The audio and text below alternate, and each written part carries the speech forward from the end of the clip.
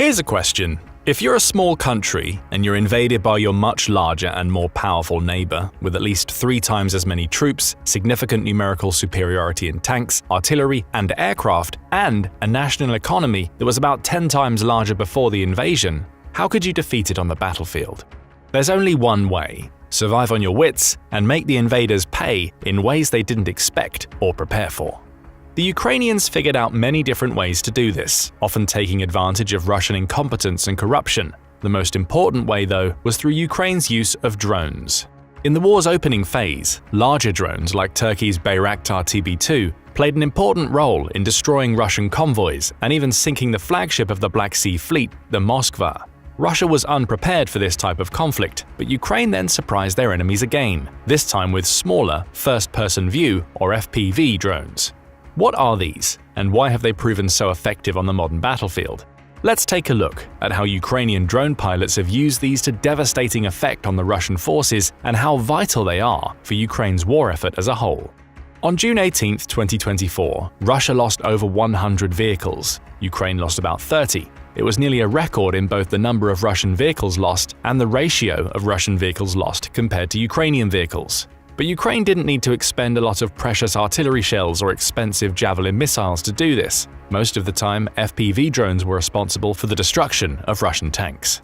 FPV drones have onboard cameras that transmit their visual feeds as a live stream directly to the operator's preferred device. This can be a panel, tablet, or smartphone, but in Ukraine, goggles or headsets are the most popular method because they let the operator directly see what the drone sees. One of Ukraine's ace drone operators, codenamed Darwin, said in a documentary entitled Darwin's War, inside the secret bunker of Ukraine's ace FPV drone pilot, that he feels like a bird when he's on a mission, a bird that explodes in the end. These drones are cheap, typically ranging from a few $100s to perhaps slightly less than $2,000 on Amazon. The headsets and goggles will cost extra, typically ranging from a mere $40 to something more sophisticated at $800. The drones used on June 18th were likely in the $500 price range, and yet these weapons have destroyed Russian vehicles that cost between thousands, hundreds of thousands, or in the case of the tanks that have fallen prey to them, millions of dollars. One can see why these FPV drones are ideal for a country like Ukraine, which must contend with a wealthier, more powerful neighbor by traditional military reckoning. Fortunately for Ukraine's armed forces, drones became capable enough to act as an equalizer at just the time Russia decided to invade their country. Unsurprisingly, the Ukrainians have invested heavily in this arm, producing and deploying about 100,000 of them a month, twice as many as the estimated 50,000 a month at the start of the year. It's currently on track to exceed its goal of producing 1 million by the end of the year. FPV drones act as excellent surveillance tools. They can monitor Russian troop movements and relay coordinates to artillery. However, they have had their biggest impact as weapons. Explosives are attached to these FPV drones. These can range from smaller anti-personnel weapons to larger shells. Early in the war, Ukraine attached 3D-printed fins to the millions of Soviet anti-tank grenades it had in storage. The drones then released these grenades onto enemy armored assets or simply crashed into them. It was an indication of how important FPV drones would become throughout the war. More recently, bigger explosives have been fitted to these weapons. Ukrainian drone pilots have taken to calling the largest shell that can be attached to an FPV drone the Avada Kedavra round, after the so-called killing curse in the Harry Potter series. The pilots gave it this name because it has a better chance of destroying enemy tanks. Once at their targets, the pilots then either release the explosives or, more often, crash the drones into them. Experienced operators like Darwin are so good that they can target the most vulnerable spots of their target to maximize their impact. For example, when hunting a vehicle, a good drone pilot can attack the driver or engine. The pilots are so good that they can fly their drones into pipes or through apartments where Russian troops are taking cover. Once inside, the drone can detonate in a specific room. FPV drone tactics have evolved quickly in Ukraine. According to Alexander Kamyshin, Ukraine's Minister of Strategic Industries, Ukrainian troops began using these kamikaze drones against large and obvious targets like Russian armored vehicles.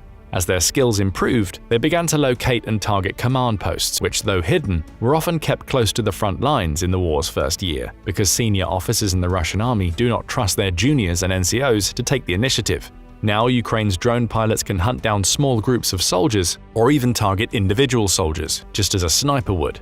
Kamyshin claims that the FPV drone has become Ukraine's main battle weapon.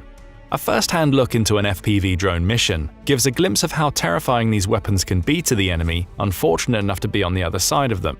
In one instance, Darwin flies his drone around, looking for a Russian soldier who is trying to hide. The drone hovers ominously until Darwin finds his enemy and crashes into him. Even more ominously, good pilots can bring their drones in slowly so that their targets won't hear them and run away.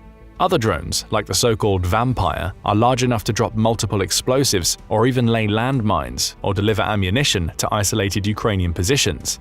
The Vampire drone is feared enough among Russian soldiers that they've taken to calling it the Baba Yaga, claiming that it has huge claws capable of picking up their wounded and flying them to laboratories. In 2023, Russia began to realize the importance of these drones as casualties and burned-out vehicles piled up. Steadily, the Russians began to ramp up their FPV drone production. By December, Ukrainian sources estimated that Russia was producing 300,000 of them per month, 6 times more than their own side.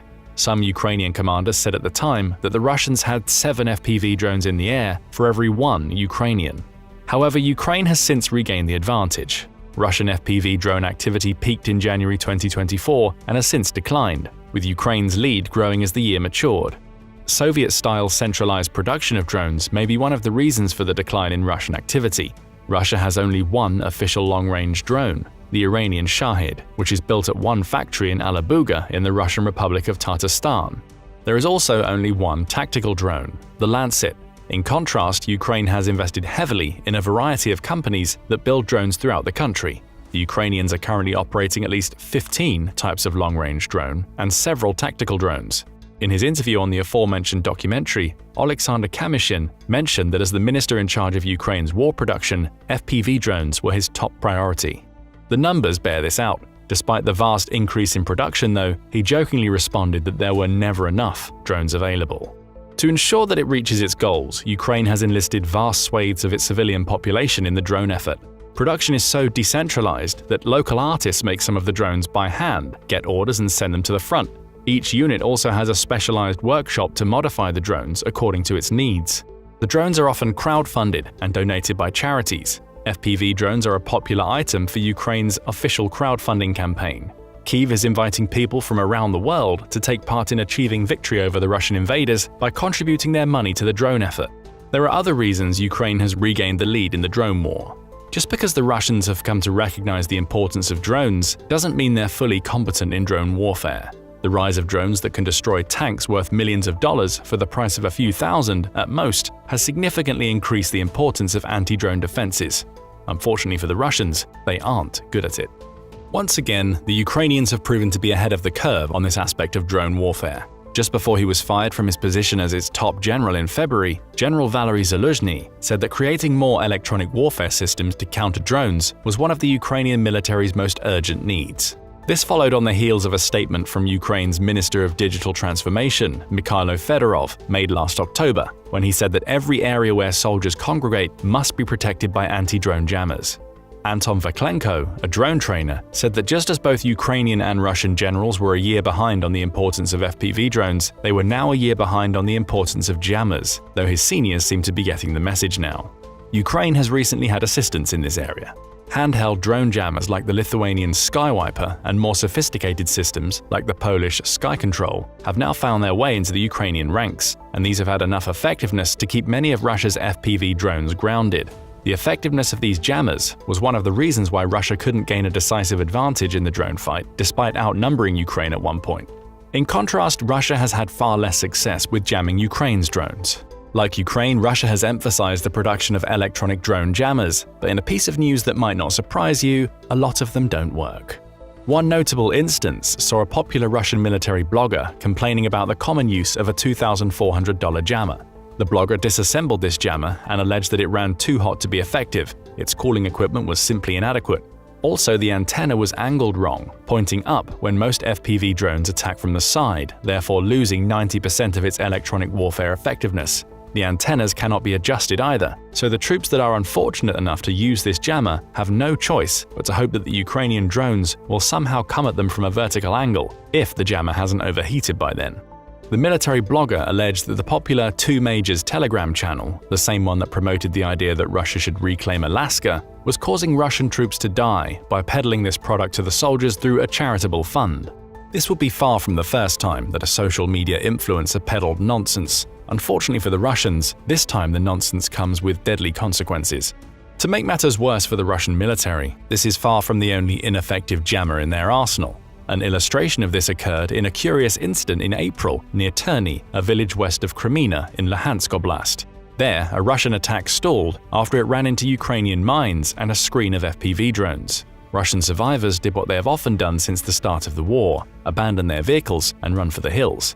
One of the vehicles left behind was a brand new and nearly undamaged T-72B3M tank, equipped with a cluster of drone jammers. The Ukrainians nicknamed this new variant of the T-72 Russia's Tsar-EW, electronic warfare tank. This was a significant evolution and, in theory, a much better defense against drones than the infamous cope cages. Ukrainian drone operators understandably got nervous when they saw these tanks appearing on the battlefield. How would these units affect the drone effort? Might they nullify one of their country's best weapons? The only way to find out was to capture one and examine the equipment. Ukraine seized the opportunity at Terny and captured the tank on a mission that lasted 3 nights. The Russian crew was so careless that it not only abandoned the tank intact, but it left it on and drained its batteries. Ukrainian troops had to insert new batteries and then drive the tank back for a mile in the darkness while braving the possibility of Russian artillery fire. When they got back safely, they discovered that the jammers, though equipped with factory-standard antennas, were clustered together in a slapdash fashion and were almost certainly ineffective against FPV drones. The dangerous mission paid off, and at least for now, Ukrainian drone pilots could breathe a sigh of relief. Because of the new production efforts, the effectiveness of Ukraine's jammers, and the ineffectiveness of the Russian jammers, the former has solidified its lead in drone warfare. For the moment, the Russian jammers are likely not the most dangerous thing for Ukraine's drone operators. Enemy drones and artillery are the biggest threats. For these reasons, drone pilots never stay in the same place for long. They move from one cramped bunker or trench to another. It's a game of cat and mouse, with the pilots often looking for their enemies in these hidden places behind the lines that recall World War I. But like in the Great War, these dugouts aren't too far behind the lines. FPV drones don't have the range to provide their pilots the luxury of being out of the range of enemy weapons. Artillery is often pounding the area nearby. If you think being a drone pilot is a safe occupation during wartime, this should be enough to make you think again. To be accurate, drone pilots must maintain their concentration through all of the noise and danger. They often work long hours too, from before sunrise to beyond nightfall. According to some unidentified drone pilots talking to The Times, 2 hours of sleep is considered a luxury. They try to sneak some sleep in when they don't have comrades in need of help, but only one pilot at a time can do this. Someone has to keep watch. The pilots are given a set of drones, perhaps 40 for a day's outing, and get to work. This work is vital, which is why breaks are short and often interrupted. Drone support is needed on a moment's notice to assist infantry that comes under attack or to strike important Russian positions. The work can be tedious too. Although Russian jammers are often ineffective on a grand scale, many FPV drones are still lost in combat, and their pilots often have to try again and again to ensure a successful mission. It can take multiple drones to destroy the assigned target. Typically, less than half of FPV drone missions are successful. A top operator like Darwin can achieve success rates of 50%, which is considered good. Sometimes Ukraine's drone pilots are allowed to go on free hunts. There is no assigned objective. Instead, they seek out random targets of opportunity. According to Darwin, this is far more interesting to do in the evening. Since Russian vehicles turn on their lights, he's able to spot them from a few kilometers. The drones have thermal imaging too, so a good pilot can pick out the best target and strike it. It also helps that the night makes the drones even more difficult to see and counteract. The psychological stress for drone pilots like Darwin can equal the physical toll their long missions and exposure to enemy fire can take on them. Like snipers, drone pilots can often see the faces of the enemy they are about to kill in detail. Unlike snipers, who take their shots without the enemy knowing, drone pilots can sometimes see the last expressions of their adversaries who know they're about to get hit. In the interview, Darwin said that these images sometimes give him unpleasant thoughts when he's not on duty, but other drone operators, like one codenamed Timur, interviewed by The Times, do not have these thoughts. Some Russians have caused so much harm to the women and children of Ukraine, he says he fights with the knowledge that he is defending them and his country. This is also why Darwin puts the unpleasant images in his mind aside. He intends to continue with the work until Ukraine wins the war. Shortly after the interview, he suffered a concussion from a nearby Russian bomb, but he didn't let that stop him. A week later, he returned to duty. Darwin mentioned that it was not the strongest that survived, but the most adaptable. He and his fellow drone pilots have gone a long way toward proving this fundamental principle of evolution in the war. Russia might be stronger than Ukraine in terms of manpower, firepower, and money, But Ukraine has adapted with a more fluid command structure, better intelligence, and in making drones the most cost-effective weapon on the battlefield. And that adaptation is continuing. Advances in artificial intelligence are set to make drone warfare even more lethal and cost-effective.